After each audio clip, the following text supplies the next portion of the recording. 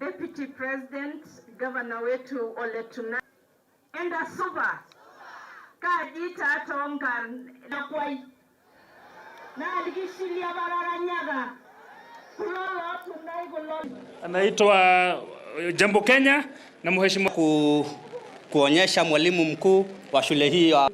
Tuko na watoto karibu 835, wasichana 419. How old is the school? Na shule hii affordable kwa hawa watoto ili tusiweze kupoteza watotana, na Mungu awabariki. Asante. Asante sana hii maoni, na sisi wote tukashikania. Na tunakuomba Your Excellency Anashe tangarage ore nominee 001 na oltung'ani bongayo na ikijokiake nominee 001 asha mukitoshoko ng'olaita nyamala jogo weneweji na naibu wa rais sina mengi. Mimi nashukuru. Hii maneno ya BBI imekuja na tunaunga mkono 100%. Kwa sababu ile tsunami tulikuwa tunaambiwa sijui prime minister, sijui nani, kutakuwa na prime minister ambao jina ni kubadilisha tu kutoka kwa majority leader of National Assembly kuwa prime minister. Kwa hivyo saa hizi tutapitisha next week Ndwale akuwe the right honorable prime minister of the Republic of Kenya, the third prime minister of the Republic of Kenya. Kwa hivyo tunamshukuru baba kwa kuhakikisha mfugaji mmoja amekuwa prime minister wakati wetu. Kwa hivyo baba, asante. Na baba, ukitaka hiyo kiti ya prime minister, please kwenda Kibera, malisana na Imran Okoth na Mariga, shindana nao ukue mbunge. Hiyo ndio BBI inasema. Baada ya kuwa mbunge, uongee na naibu wa rais William Ruto ambao atakuwa president wakati huo, akuappoint ukue prime minister. Na akisha kuappoint is not yet finished. It's not done. In the unlikely event that William Ruto will appoint you, you will have nominee 001 to vet you in parliament and disappoint you. Kwa sababu hatuwezani na mambo ya tinga bila mafuta. Sisi hapana. Hata kama juzi iliwekwa mafuta kidogo, mimi nita drain oil. Hakuna maneno kama hiyo. Kenya ina matatizo mengi sana ya kiuchumi. Na iwapo hii BBI ambayo tumeilonji juzi, sisi kama wabunge tuko tayari kuipitisha hata kama ni wiki ijayo ikiletwa. Hakuna haja ya kupeleka referendum ati mtumie bilioni 20. Kama muko na bilioni 20, hiyo bilioni 20 muitumie kujenga ya Wasongiro Secondary School hapa, au Masai wasomee hapo. Lakini hatuko tayari kuchukua shilingi bilioni 20 eti kuweka kwa referendum, na ile hali sisi kama wabunge tunalipwa mshahara ya kutosha ya kufanya kazi hiyo. And I want to tell our friends in ODM that they should stop advancing the ills of violence, the ills of seclusion, the ills that BBI is perceived to come to cure. Sababu wewe ukianza kuleta kusema kwamba hii BBI mpaka tufuate njia hii, mpaka tufuate njia hiyo, na ile hali BBI yenyewe imekuja kusuluhisha maovu ambayo nyinyi mmezaa katika hii nchi. Kwa hivyo hao waache ubinafsi. Sisi viongozi wote, at least for the first time, let us be selfless and provide leadership to the people of this country. Mimi nimeona it is not necessary for us to threaten anybody. Threats, intimidation, blackmail, bravado is not necessary. We want together, through consensus, agree on the implementation of the BBI report. Many institutions will participate in actualizing what Kenyans said in the BBI report. We must respect all institutions as we are people who respect the rule of law. We must accept and submit ourselves to the rule of law, to our constitution, to all the institutions that have been set up by our constitution, so that the BBI report, all institutions, commissions will implement sections of the report. Government, ministries, and departments will implement sections of the report that require policy, that require implementation. Parliament will implement sections of the report that require changes to the laws or new laws. Parliament will implement sections of the report that require constitutional changes. And if necessary, the people will implement the sections of the report through a referendum if there is need for a referendum. Let us not threaten one another. Let us agree. It is not necessary for us to have us versus them contest. Let us for once agree that we can do this together as Kenyans. This we can do in the shortest time possible.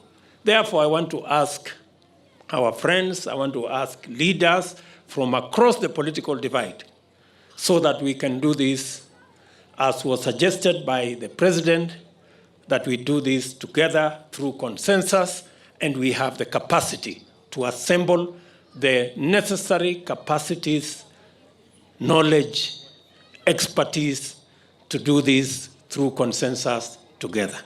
Sisi tuko tayari kama Wakenya, tutafanya referendum, hakuna shida. Ile kitu hatutaki ni ugomvi na mashindano na ubabe. Juzi tulilaunch BBI na sisi tunashukuru Mungu. Tumekuwa tukisema sisi ni watu ambao tunasupport hii BBI. Tulisema before even ikuje. Ile tu kitu naibu wa rais ambaye nimeona wale ambao walikuwa wanaunda hiyo BBI hawakuona sana ni historical injustices. Kwa sababu sisi kama pali na kuanga, mimi natoka Narok County huko mwisho, na kwa sababu hii bill bado tu inaangalio, lazima iwekwe historical injustices so that Wamasai wapate haki yao pia. Na ninakuambia 2022 kuanzia Thursday, Friday last week, nimeona light at the end of the tunnel. Nimeona kuna Mungu wako mbele yetu. Na nimeona malaika Mungu akituendesha. Karibu Narok, hapa ni kwako kila siku, na sisi tunakuunga mkono 100%. Viongozi wamechangia mambo ya BBI. Na mimi, Your Excellency, vile tulienda ikazunduliwa na tukaangalia na tukasoma, tunafurahia proposals ambaye siko hapo. Kwanza mimi nikiwa governor, ile proposal ya kuongeza ile equitable share kutoka 15% to 35, between 35 to 45, tunaunga mkono kwa sababu resources inakuja katika mashinani. Lakini zaidi, Your Excellency, ni kwamba sasa wards itakuwa centers of development katika nchi hii. Proposal ya BBI ni kwamba MCA atakuwa anapata sasa pesa ambaye anagawa katika ward yake kama zile za CDF. Kwa hivyo hiyo ndio kitu tunataka, maendeleo yende katika mashinani, na mimi najua kwamba itafanya sisi wote tuende mbele. You know, hii BBI hata mimi nashindwa ni kitu gani nasunguswa. Ile kitu tungefuata ya maana ni kuhakikisha watu wa ODM wako na discipline. Kwa sababu kila kitu isipoenda pande yao wanakuwa ni shida. Wanasema sometimes judicially si mzuri, wanapiga.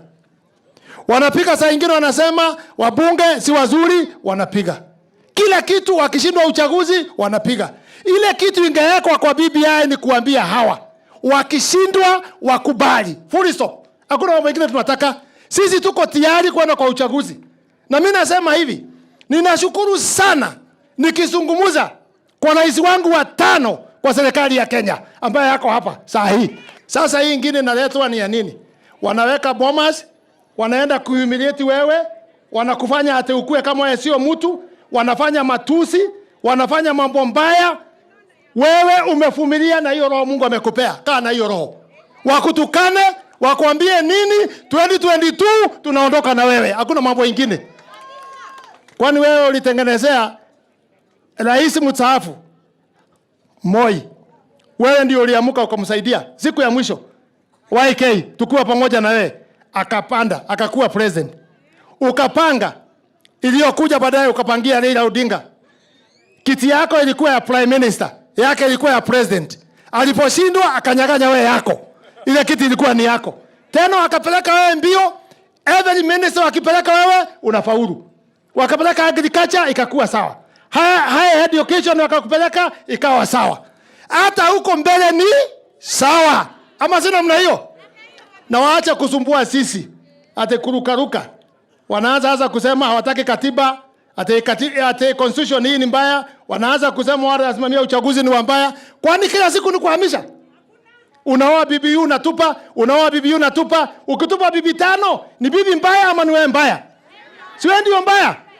Hii mtu ndoto yake amefika menopause politically. Aende nyumbani tutapea pesa ya wazee, akae huko na kina kamanda. Si namna hiyo?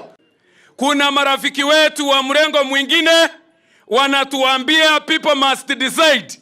And I want to tell you are living in the past because hii mambo ya PPI people decided for 1 year. So kitambo unatuambia wananchi waamue, walishaamua. Jambo lingine wanatuambia tupige ukarabati hii kitu. Hakuna ukarabati, mtoto amezaliwa, wakati mtoto wako kwa tumbo mpaka azaliwe, hakuna ukarabati. Hii kitu tunahitaji kule Senate, tukuje tuweke vile wananchi walikuwa wanataka, tupitishe mambo ikwishe. Hiyo viti na ingine hiyo, hakuna kitu kama hiyo. Nimeisoma, nimeielewa, na kwa kweli iko na maneno mazuri pale ndani ya kupeleka Kenya mbele. Na ukijaribu kuona kama kuna jambo geni kwa ile mambo mengi imeandikwa pale, mimi naona mambo mageni ni mawili peke yake. Maneno ya kuintroduce prime minister na ile ya kuintroduce ofisi ya official opposition, leader of official opposition. Na hiyo mbili kulingana na ile mapendekezo ya BBI, hiyo ni kazi tunaweza maliza one afternoon pale parliament. Na ninaweka swali ile ya which ones are the ayes, which ones are the nays, tunamaliza within 2 minutes. Imeisha. Kama vile ilivyo. Ile mambo ingine yote ni mambo ya kutatuliwa kupitia legislation, hiyo tutafanya bungeni. Ingine ni ya kutatuliwa kupitia utekelezaji wa sera ama policy. Ministries watafanya hiyo. Lakini nikisikia watu wanasema mambo ya referendum, kidogo hata ninaanza kujishuku mimi kama mwanasheria. Ninasema, kwani ni wapi si kusoma hii katiba, hii kitu vizuri? Hii BBI. Kwa sababu kwa kusoma kwangu, sijaona swala lolote ambalo linakuwa jambo la referendum. There is no question in the form of the BBI as it is, which calls for a referendum. And in the event, kwa sababu we want those talking about referendum, labda watuelimishe, watuambie ni jambo gani hili ambaye hatujaiona ambaye inaitisha referendum. Na kama iko, tuko tayari kuisikiza, kuiangalia, na kama inahitaji referendum, sawa sawa. Ilhali tu, najua wana Kenya, saa hizi mambo yao ya priority sio referendum. Sio kutumia pesa nyingi zaidi kupiga kura hapa, kusema referendum. Na kama ni swala la referendum, labda wabadilishe hiyo maneno ya prime minister na ya office of the official opposition to frame it in another way. Lakini sasa BBI vile ilivyo ni jambo ambalo tunaikubali sisi wote. Mambo rahisi ambayo tunamalizia bungeni, mambo rahisi ambayo itamaliziwa kupitia policy, na ninataka kuomba tuweze kuungana pamoja. Wale wenzetu, sasa hakuna swala la kutugawanya. Si hao ndio walikuwa wanaimba wimbo ya BBI? Na sasa sisi tumekubali. Basi tuungane pamoja na tupeleke Kenya mbele. Hii mnyama BBI, kumbe tunaweza kaa naye kwa nyumba. Kwa hivyo sisi tunaunga mkono 100%. Na hii maneno yote ambayo mmeyasikia, hii maneno tuliongea, tukaambiwa kutakuwa na tsunami. Mimi nimesoma hiyo, sikuona tsunami. tukaambiwa kutakuwa viti, nimesoma sioni. Kwa hivyo hiyo kitu najua wajumbe wenu watailete huku na nyinyi musome muelewe. Hakuna maneno mengi iko pale. Hiyo maneno yote tutaimalizia bunge kwa sababu tumesoma, tumeona hakuna anything that requires a referendum. Na ikiwa iko, tunaambia wale wa upande ule mwingine watuonyeshe ni gani, na tutakuja tujadiliane, tuongee, kwa sababu president wetu alisema hii BBI ni ya kuunganisha Wakenya. Kwa hivyo sisi hatutaki vita, ile hatuelewani najua tutayaleta kwa meza, tuongee, tuelewane, tuende safari moja. Na mimi najua tu hiyo maneno yote tutamalizia bunge.